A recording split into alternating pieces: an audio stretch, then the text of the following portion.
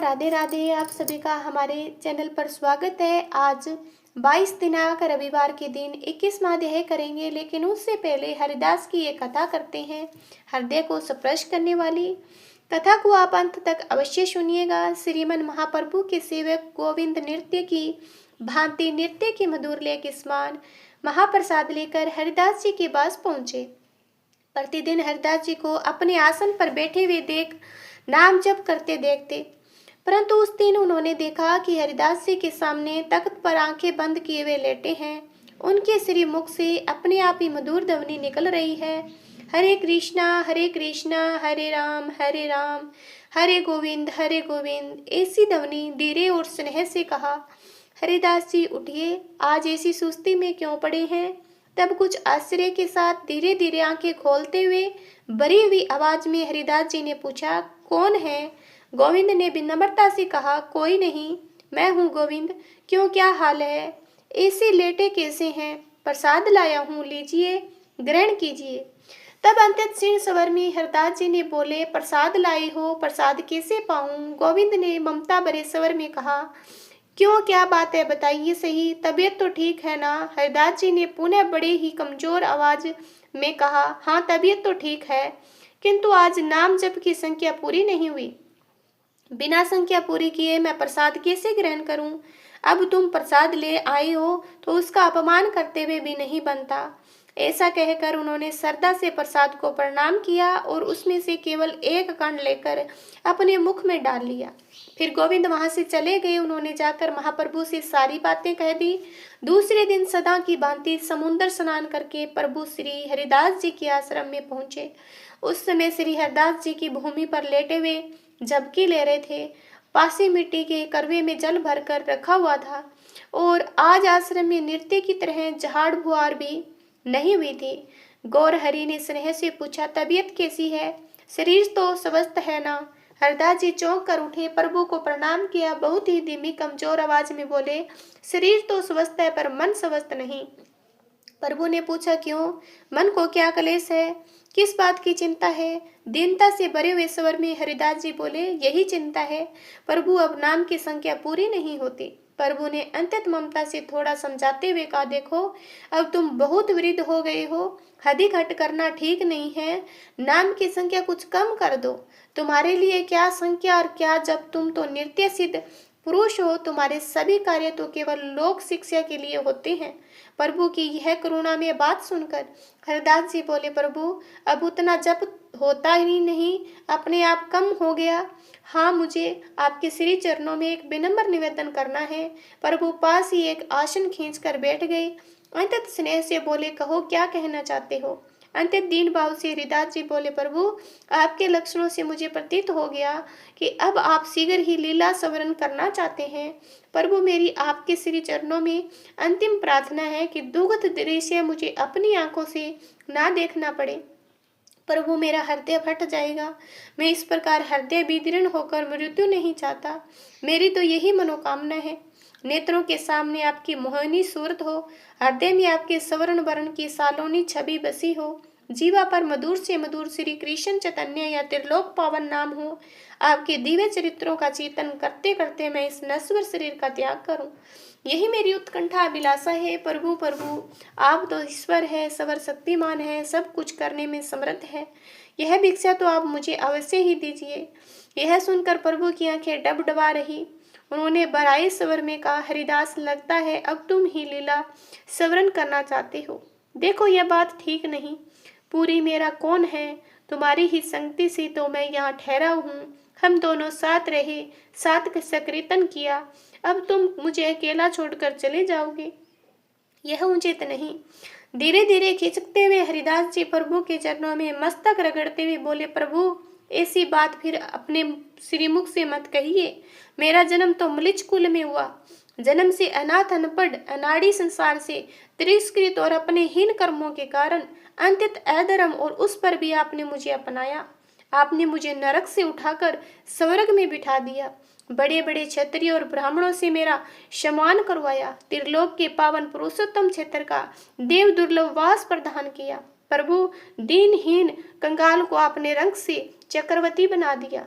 ये सब आपका ही सामर्थ्य है। आप करने ना करने सब कुछ आप कर सकते हैं। आपकी महिमा का पार भला कौन कर सकता है। मेरी प्रार्थना को स्वीकार कीजिए और मुझे अपने मनोवांछित वरदान को दीजिए।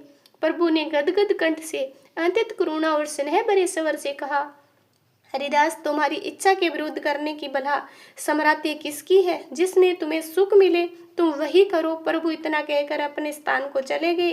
प्रभु ने गोविंद से कह दिया कि हरिदास की अब तुम बहुत से प्रेम पूर्वक सावधानी से देख रेख करो, क्योंकि अब वह इस पंच भौतिक शरीर को छोड़ना चाहते हैं। गोविंद प्रतिदिन प्रसाद लेकर जाया करता था, किंतु हरिदास जी की भूख तो अब मानो समाप्त हो चुकी थी। फूटे फोड़े पुलिट बांधने से भला क्या लाभ, छिद्र वे गड्ढे में जल रखने से क्या लाभ, उसमें अब जल सुरक्षित नहीं रह सकता। महाप्रभु नित्य ही हरदास को देखने आया करते थे। एक दिन उन्होंने देखा कि हरदास जी के शरीर की दशा अत्यंत शोचनीय दुर्लभ हो गई है। उसी समय अपने आश्रम पर गए। तुरंत ही गोविंद के द्वारा अपने सभी अंतरंग भक्तों को बुलवा दिया। सबके सामने आ जाने पर प्रभु उनके साथ लेकर हरदास जी के आश्रम में पहुंच गए। हरिदास जी पृथ्वी पर लेटे हुए थे और धीरे धीरे हरे कृष्णा हरे हरे हरे राम हरे हरे कृष्णा इस महामंत्र का जाप करते रहे। प्रभु ने प्रेम से पूछा, क्यों हरिदास, कहो क्या हाल है। हरदास जी ने विनम्र भाव से उत्तर दिया, आपने जैसा रखा है वैसा ही हूँ प्रभु, सब आनंद है। ऐसा कहकर हरिदास जी ने बड़े कष्ट के साथ करवटें बदली। महाप्रभु उनके मस्तक पर अत्यंत कोमलता से हाथ फेरने लगे। राय रामानंद, सवर बहुम भट्टाचार्य, स्वरूप दामोदर, वंटकेश्वर पंडित गदाधर, गोस्वामी कश्मीर, जगत आनंद पंडित आदि सभी अंतरंग भक्त हरिदास जी को चारों ओर से घेर कर बैठ गए। धीरे धीरे भक्तों ने संकीर्तन आरंभ किया। भट्टाचार्य जी उत्साह में भरकर खड़े हो गए, जोरों से नृत्य करने लगे। अब तो सभी भक्त उठ खड़े हुए हरदास जी को चारों ओर से घेर कर गाने बजाने और नृत्य करने लगे। संकीर्तन की कर्ण प्रिय ध्वनि सुनकर सैकड़ों लोग वहां एकत्रित हो गए।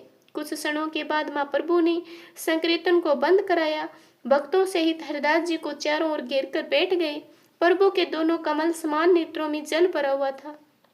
कंठ शोक से गदगद हो रहा था। उन्होंने अत्यंत कष्ट के साथ धीरे धीरे रामानंद और सवर बहुमादी भक्तों से कहना आरंभ किया। हरदास जी के भक्ति भाव का बखान सहस्त्र मुख वाले शेषनाग भी अनंत वर्षों में नहीं कर सकते।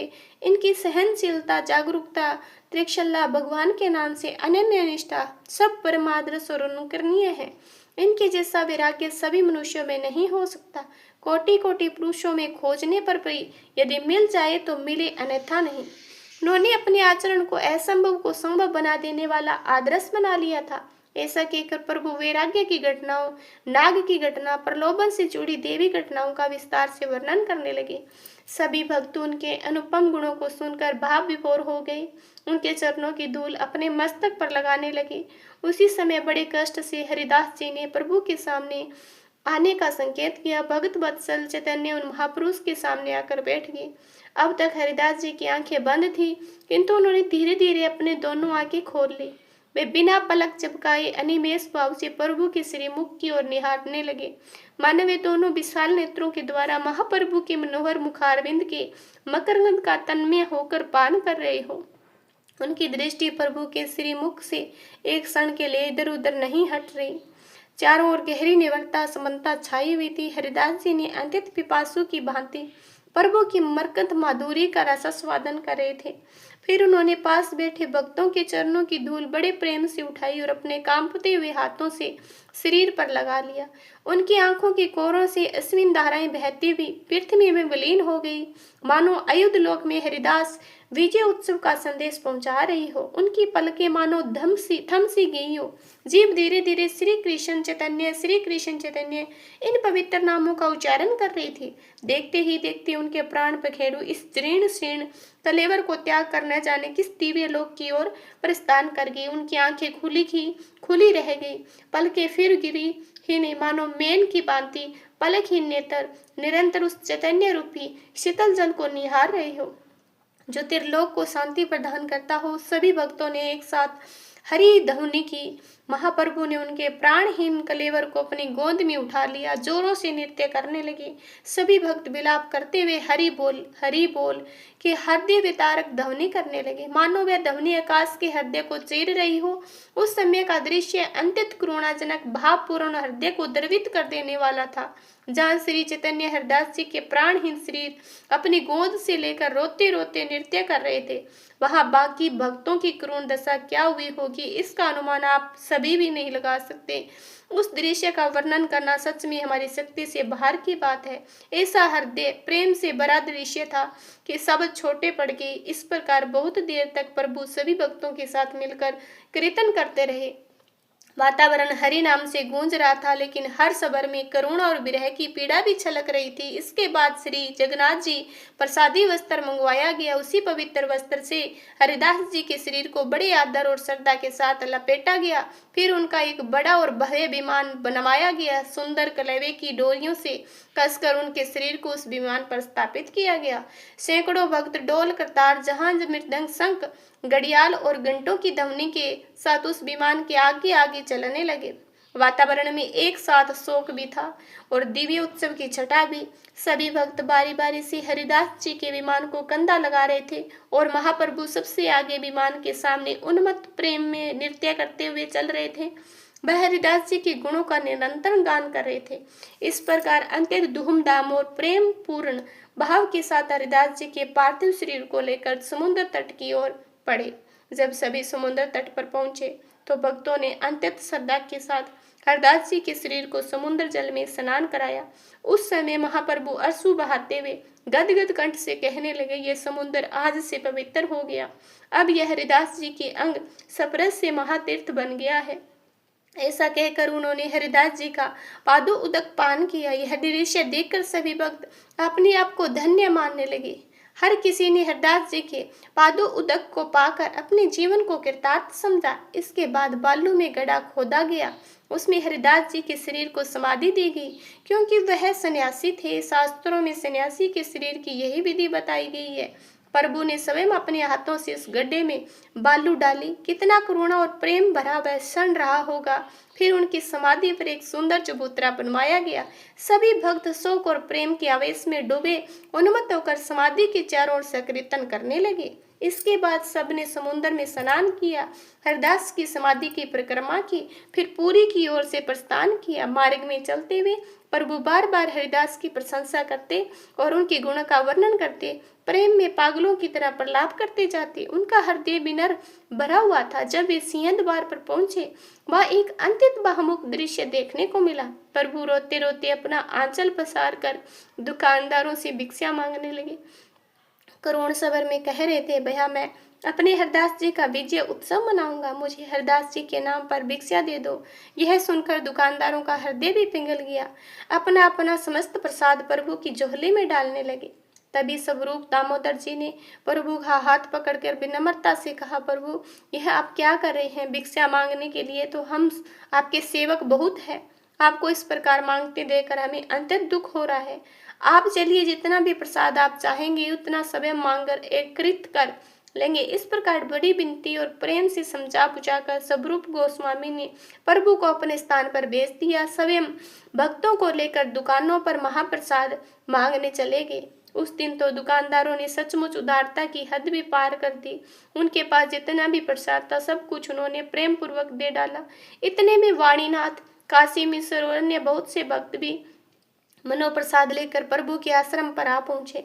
देखते ही देखते चारों ओर महाप्रसाद का ढेर लग गया। जो भी ये समाचार सुनता वही हरदास जी के विजय उत्सव में सम्मिलित होने के लिए दौड़ा चला आता।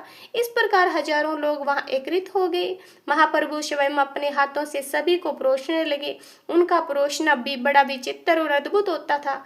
एक एक पतल पर 4-4, 5-5 व्यक्तियों के योग्य भोजन परोस दिया जाता। और आश्चर्य की बात यह थी कि लोग वैसा प्रसाद प्रेम से खा भी लेते। भक्तों ने आग्रह पूर्वक कहा, जब तक महाप्रभु सब प्रसाद नहीं पाएंगे तब तक हम कोई भी एक ग्रास मुंह में नहीं डालेगा। तब प्रभु ने परोसना बंद किया और पूरी तथा काशी मिश्र के लाए वे प्रसाद को ग्रहण करने लगे, क्योंकि उस दिनों का निमंत्रण उन्हीं के यहाँ था। महाप्रभु ने सभी भक्तों को बड़े आग्रह और प्रेम से भोजन कराया।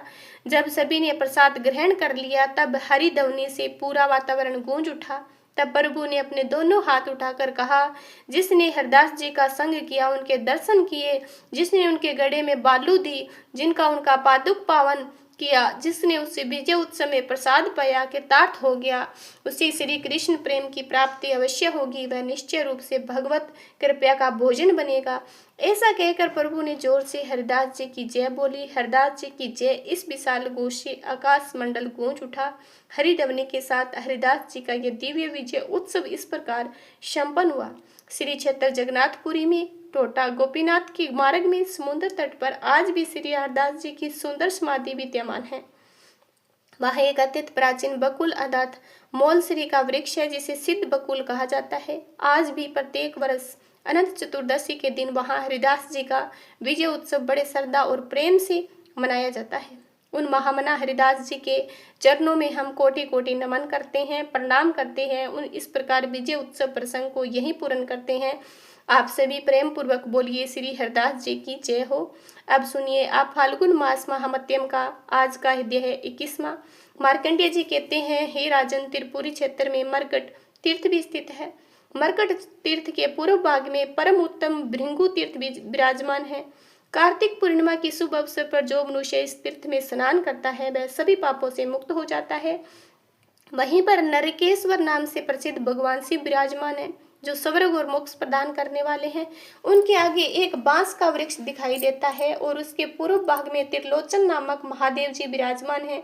उनके मस्तक पर स्थित तृतीय नेत्र का दर्शन करके मुनि श्रेष्ठ भृंगु ने पृथ्वी पर दंडवत प्रणाम किया, अत्यंत भावपूर्ण स्तुति की। भृंगु महाराज बोले, जो समस्त जीवों के भीतर आत्म स्वरूप से विराजमान है, जो समस्त भूतों के ईश्वर है, जो कल्याण और ऐश्वर्य प्रदान करने वाले हैं, सबका पाप हर लेने के कारण जिन्हें हर कहा जाता है, जो कल्याण स्वरूप, तेज स्वरूप, पशुपति और समस्त विश्व के स्वामी हैं, जिनमें दोष का सर्वदा अभाव है, जो नित्य विज्ञान एवं आनंद स्वरूप है, उन भगवान शिव को सादर प्रणाम करता हूँ।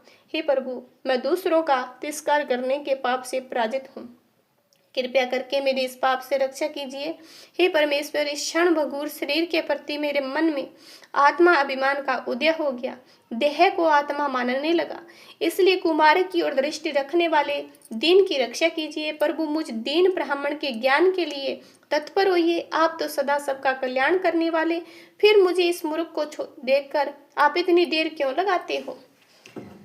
तृष्णा को हर लीजिए और मुझे स्थिर रहने वाली लक्ष्मी प्रदान कीजिए। महेश्वर, आपके तीर्थ में जाने मात्र से जो पुण्य प्राप्त होता है वह सदा ही मोह का नाश, पापों का नाश, संसार सागर से उद्धार करने वाला होता है, परंतु मुझ भाग्यहीन से उस पुण्य का संचय भी नहीं किया जाता। महर्षि भृंगु के द्वारा कहे हुए इस करुणा हदिक नामक स्रोत्र का जो प्रतिदिन प्रातः काले उठकर पाठ करता है वह परम गति को प्राप्त होता है।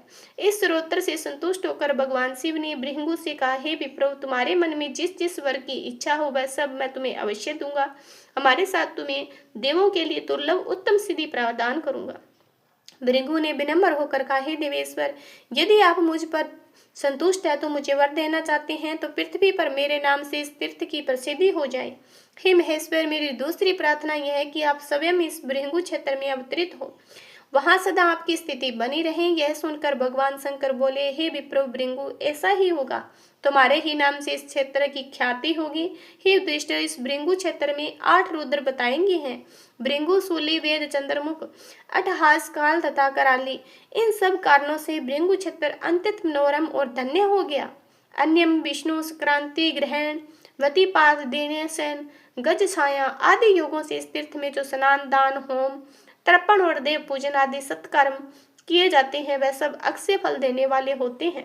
जो पुरुष भृंगु क्षेत्र में स्नान करके वहां एक रात भी निवास करता है उसे जो पुण्य प्राप्त होता है वह सैकड़ों यज्ञों से भी प्राप्त नहीं होता। सैमी पुरुष भृंगु तीर्थ की परिक्रमा करके तुरंत ही विशुद्ध होकर शिवलोक में प्रतिष्ठित हो जाता है। इस तीर्थ के महात्म से मनुष्य सभी पापों से मुक्त हो जाता है। प्राचीन काल में मोहन नाम से प्रसिद्ध एक गर्दव राजा था। वह ब्राह्मण जी की सभा में स्थित होकर सदा उनकी आराधना में लीन रहता। एक दिन महर्षि दुर्वासा को वहां उपस्थित देखकर उसने उनकी हंसी उड़ाई। यह देखकर मुनि क्रोधित होकर श्राप दे दिया।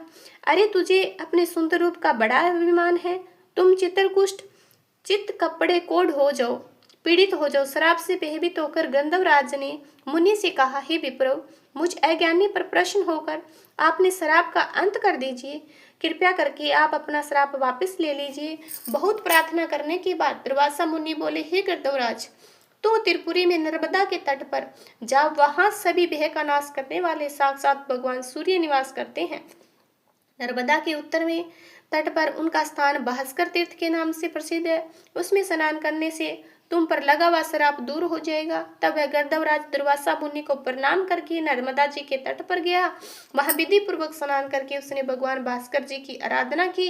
3 रात तक आराधना करने के बाद चौथे दिन प्रातः काल भगवान सूर्य ने प्रसन्न होकर कहा, माँ गर्दम, मैं तुम पर अति प्रसन्न हूँ, तो मनोवांछित वर मांगो। गर्दव ने विनम्रता से कहा, हे देवेश्वर, आपकी कृपया से मेरे ये चित्रकुष्ठ रोग दूर हो जाए। भगवान सूर्य बोले, तथास्तु। इसके बाद वह गर्दव शराब से मुक्त हो गया और अपने लोक को चला गया। हे दुर्दिर भास्कर तीर्थ, मैं पुत्र की इच्छा से सावित्री देवी की आराधना की जाती है। वहां स्नान करके सूर्य देव का पूजन करने से मनुष्य पुत्रवान और रोग से मुक्त हो जाता है। वहीं दक्षिण भाग में कोटेश्वर महादेव विराजमान है। उनका विधि पूर्वक पूजन करने से मनुष्य कोटि लिंगों की पूजा का फल प्राप्त करता है।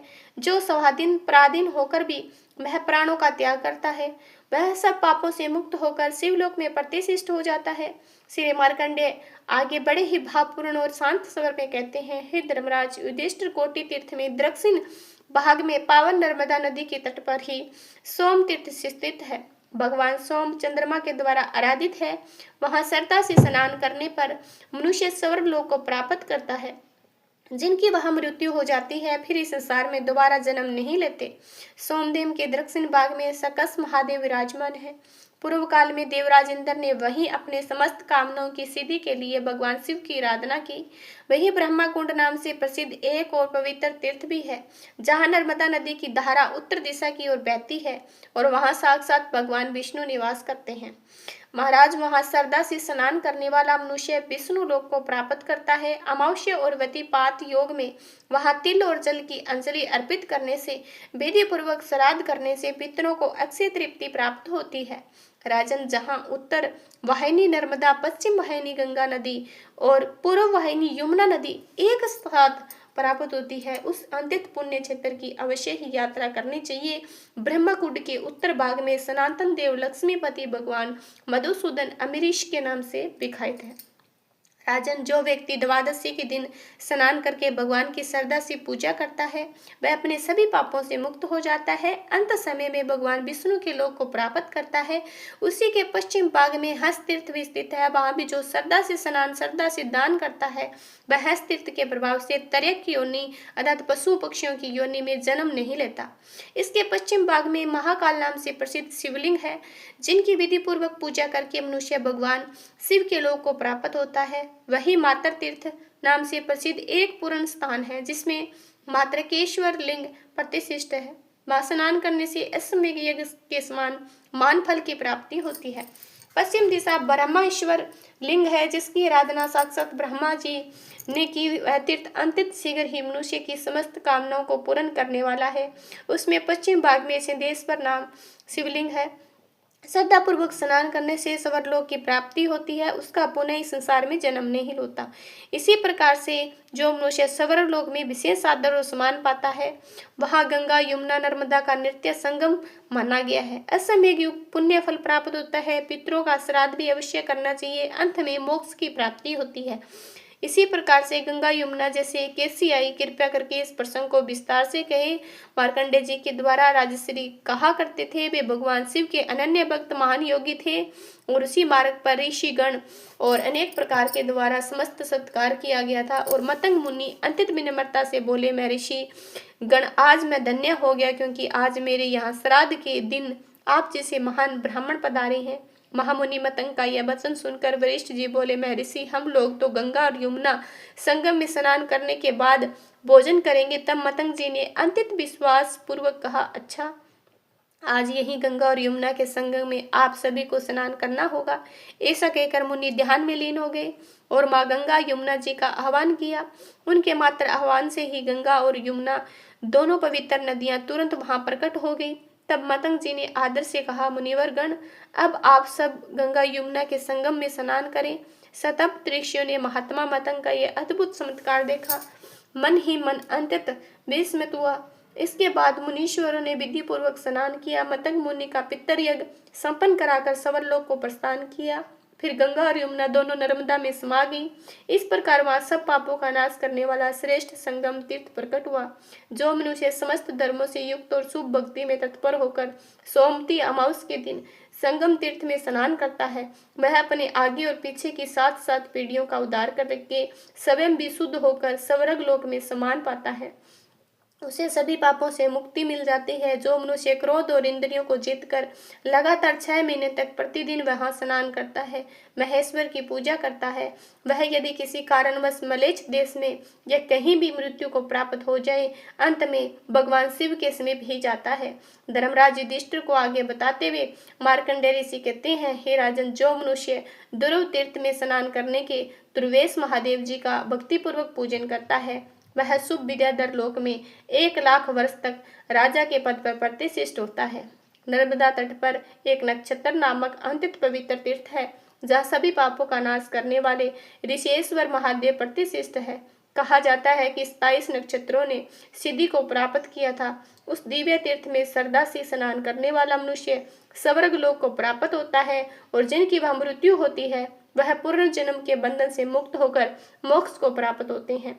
इसके बाद वह नाम से विख्यात एक श्रेष्ठ और पुण्यदायक तीर्थ आता है, जहाँ कल्याणदायिनी नर्मदा सुख नाम से जानी जाती है। जो व्यक्ति एकादशी को वहां स्नान करता है, शास्त्रों के अनुसार दान आदि सत्कर्म करता है, फिर द्वादशी के दिन शुद्ध भाव से गंध पुष्प धूप दीप नैवेद्य के द्वारा भगवान वराह की पूजा करता है, वह सदा के लिए भगवान विष्णु के वैकुंठ धाम में आनंद का अनुभव करता है। जो मनुष्य ब्रह्मचारी का पालन करता है, क्रोध को जीतकर वैष्णव धर्म में तत्पर रहता है, भक्ति भाव से वैष्णव ब्राह्मणों को भोजन कराता है, विष्णु धर्म में लिखवाकर क्षत्रिय ब्राह्मणों को अर्पित करता है, उस ब्रह्मा विष्णु और शिव तीनों देवताओं का वरदान प्राप्त होता है।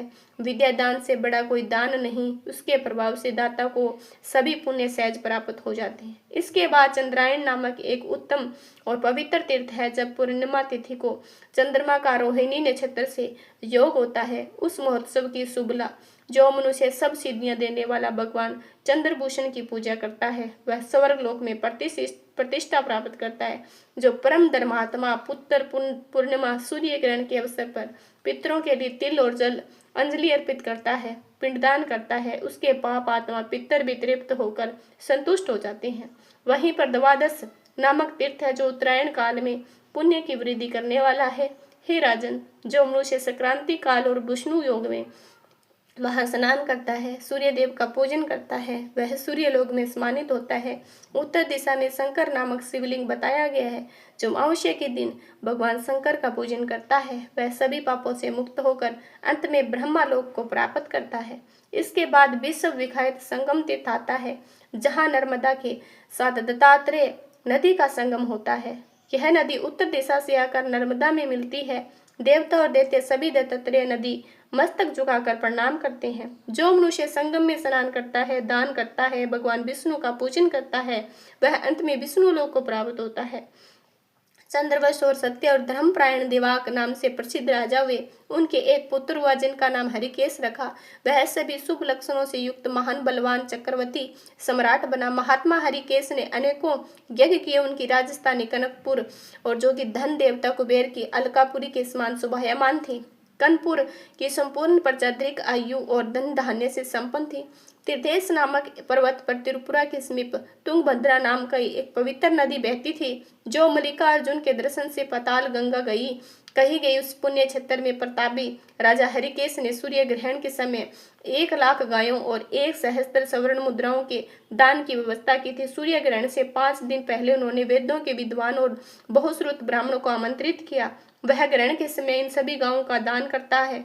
ग्रहण से पहले उन्होंने अग्निष्ठ यज्ञ आरंभ किया। देवयोग से यज्ञ अग्नि में अंत्य तेजस्वी रुद्र देवता से संबंधित मंत्रों के द्वारा आहुति दी। उसी समय पाताल से प्रलयकार के समान प्रज्वलित अग्नि प्रकट हुई, जिसने वहां के 1000 ब्रह्मचारी मंडल और संपूर्ण नगर को भस्म कर दिया। यह सब देखकर राजा हरिकेश के हृदय को अत्यंत दुख उत्पन्न हुआ। अग्नि को शांत करने के लिए अपनी रानियों और मंत्रियों के साथ अपने आसन से उठ खड़े हुए। चारों ओर हाहाकार मच गई। तभी एक ब्राह्मण ने कहा, महाभागा, आप नगर को छोड़कर कल्पग्राम चले जाइए। राजा हरिकेश वहां से जाकर मुनियों की आज्ञा प्राप्त करते हैं, सोम यज्ञ करने के लिए कुरुक्षेत्र जाते हैं। पहुंचकर सरस्वती नदी की शरण लेते हैं। उन्होंने शिव जी, विष्णु, सरस्वती देवी का स्तोत्र एवं जप किया। फिर बोले, मैं अब कुरुक्षेत्र में ही निवास करूंगा। कुरुक्षेत्र का नाम लेने मात्र से मनुष्य पाप मुक्त हो जाता है। जिन्होंने अपने शब्द रूपी महाऔषधि से समस्त जीवों के कलंक को धो डाला है, जिनके तीर्थों का मुनिगण भी सेवन करते हैं, वह सरस्वती देवी मेरे सभी पापों का नाश करें। और राजा का यह वचन सुनकर पापों का अपहरण करने वाली, पापों को भस्म करने वाली देवी सरस्वती प्रकट होकर बोली, हे राजन, दुख त्याग कर दो और मेरा श्रेष्ठ वचन सुनो। तुम्हारे यज्ञ में 10,000 ब्रह्मा हत्या और 1,00,000 गाय हत्या का पाप हुआ है। इतने महान पाप से मुक्त करने में इस चराचर जगत में एकमात्र नर्मदा नदी ही समर्थ है। नर्मदा समस्त पापों का नाश करने वाली है। मैं सूर्य ग्रहण के पावन अवसर पर 12वें या 24वें वर्ष सदैव नर्मदा के कोटि तीर्थ में स्नान करने के लिए जाया करती थी। इससे मैं भी परम शुद्ध हो गई। राजन, नर्मदा में स्नान और शिव जी का पूजन करके एक श्रेष्ठ यज्ञ का योजन किया। बहुत से सवर्ण की दक्षिणा दो, तुम्हारा उद्धार अवश्य हो जाएगा। ब्राह्मण और गाय की मृत्यु प्राप्त हुई, उनकी अस्थियों को ले जाकर नर्मदा जी के जल में बहा दो। उस जल का स्पर्श होने से सबको देवलोक की प्राप्ति हो जाएगी। नर्मदा जी के जल और तिल की अंजलि देने से उन सब की उत्तम मुक्ति भी हो जाएगी। सरस्वती जी का यह वचन सुनकर राजा ने आदर पूर्वक प्रणाम किया और फिर रानी और अपने पूरे परिवार के साथ प्रसन्नता पूर्वक कन्या आबू में लौट गए। वहां जाकर राजा ने अपने सेवकों को आज्ञा दी कि तुम सब लोग सभी आवश्यक सामान इकट्ठा करो और यज्ञ की सामग्री भी साथ लेकर नर्मदा नदी के पवित्र तट पर चलो। राजा का आदेश पाकर सेवकों ने अन्य सामानों के साथ उचित रीति से उन ब्राह्मणों और गायों का अस्थि भस्म वहां पहुंचा दिया। जिसके बाद अस्थि भस्म आदि नर्मदा के जल में मंत्रों उच्चारण करके विधि पूर्वक ब्रह्मा बहा दिया। उत्तम विधि से पूजन करके हाथ जोड़कर राजा ने देवताओं और ब्राह्मणों को पुनः श्रद्धा पूर्वक तृप्त किया। उस स्थान पर एक दिव्य स्रोत प्रकट होकर नर्मदा जी के जल में जा मिला। वह स्थान नर्मदा संगम गंगा जल के नाम से प्रसिद्ध हुआ। जहाँ गांग जल, वहीं एक सिद्ध लिंग भी है जो ब्राह्मण और गाय उस प्रलय अग्नि द्वारा भस्म हुए थे। वह दिव्य विमान पर आरूढ़ होकर आशीर्वाद देते हुए हरे कृष्ण की प्रशंसा करने लगे, कहने लगे, महाभाग, तुम्हारे प्रसाद से हम सब लोग दिव्य लोक में देव भाव को प्राप्त हुए। ऐसा कहकर वे सभी लोग विष्णु धाम में चले गए। राजाओं में श्रेष्ठ हरिकेश जी अत्यंत प्रसन्नता के साथ लोक पावनी नर्मदा देवी को नमस्कार करके एकाग्रचित होकर उनकी स्तुति करने लगे। हे सद्गतो, मैं श्रेष्ठ नर्मदा, आपको कोटि कोटि प्रणाम है। इसी प्रकार से पवित्र जल में जहाँ कहीं भी स्नान करके मनुष्य सब पापों से मुक्त हो जाता है और इस घोर अपराध सागर में फिर उनका जन्म नहीं होता। कोई भी बलवान सहस्त्र जन्मों में भी आपके वेग को नहीं रोक सकता। आपने संपूर्ण चराचर विश्व को अपने जल से व्याप्त कर रखा है। हे महादेवी, आपकी ही कृपा से मनुष्य इस भाव सागर से मुक्ति होती है। राजा हरिकेश का यह भावपूर्ण स्तोत्र सुनकर नर्मदा देवी ने उन्हें प्रत्यक्ष दर्शन दिए। फिर कहा, भाग्यवान हो तुम, अपनी इच्छा के अनुसार कोई वर मांगो। हरिकेश ने विनम्रता से कहा, देवी, आप मुझे पवित्र कर दीजिए। आपके जल में स्नान आह्वान पावन तथा इनके नाम का स्मरण कीर्तन करने से तत्काल ही 7 जन्मों के किए हुए पाप नष्ट हो गए। यह सुनकर नर्मदा जी बोली, हे राजन, तथास्तु। ऐसा कहकर नर्मदा देवी वहीं अंतर्ध्यान हो गई। इसके बाद राजा हरिकेश ने साष्टांग प्रणाम किया और इच्छा के अनुसार चलने वाले रथ पर आरूढ़ होकर अपने नगर में प्रवेश किया। वह अंतपुर और परिवार के साथ उन्होंने प्रचुर भोगों का उपभोग किया और अंतिम समय में देवलोक को प्राप्त हुए। जय भोलेनाथ। आज का अध्याय और आज की कथा यहीं पर समाप्त होती है। आगे का अध्याय को सुनने के लिए हमारे चैनल को जरूर सब्सक्राइब करना और कमेंट में जय भोलेनाथ जरूर लिखना।